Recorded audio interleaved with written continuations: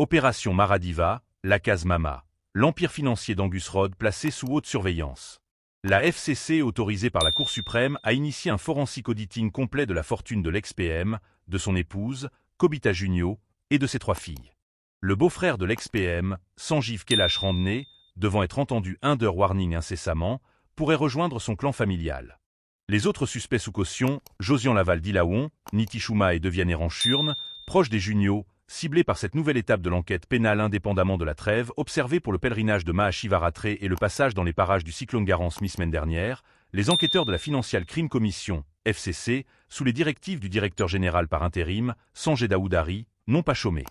Faute de pouvoir maintenir la pression sur les suspects dans le cadre de l'opération Maradiva, la case Mama, avec une première saisie de Rs 113,8 millions dans 3 valises et un sac pour la Saint-Valentin à Pointe-aux-Canonniers et à Terre-Rouge, ils ont en effet présenté à un juge siégeant en référé en Cour suprême des demandes en vue de placer sous haute surveillance l'empire financier de l'Angus Rodd. En marge de cet exercice de forensic auditing de la fortune de l'ancien Premier ministre et leader du mouvement socialiste militant, MSM, de son épouse, Kobita Junio, et de ses 3 filles, Sonika, Sonali et Sarah, la FCC prévoit de reprendre la série d'interrogatoires des suspects et autres témoins dans cette sinistre affaire de fraude et de corruption alléguée et de blanchiment de fonds, à l'aide de valises dotées de luggage tracker.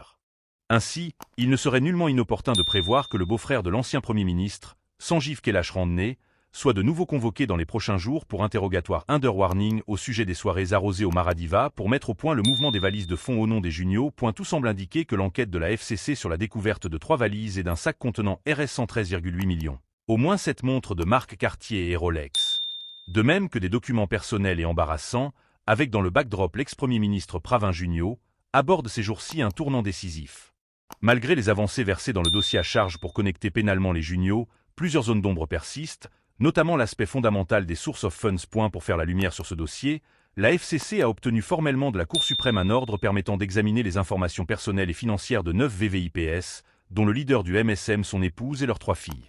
D'autres suspects, en liberté provisoire ou non, sont également concernés, notamment Deviane Ranchurne, adjointe au maire de Vacoa Phoenix, et sa fille.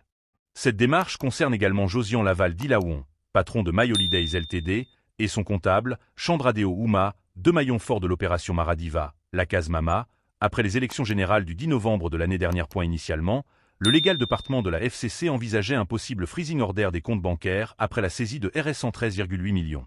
Mais cette option a été reléguée au second plan, les enquêteurs privilégiant un examen des comptes en vue d'établir les mouvements de fonds. En cas de quelconque élément suspect, la FCC pourrait alors demander un gel du compte d'un ou de divers protagonistes, ou encore opter pour des unexplained welter order au terme de la loi Badin. D'autre part, la FCC a également obtenu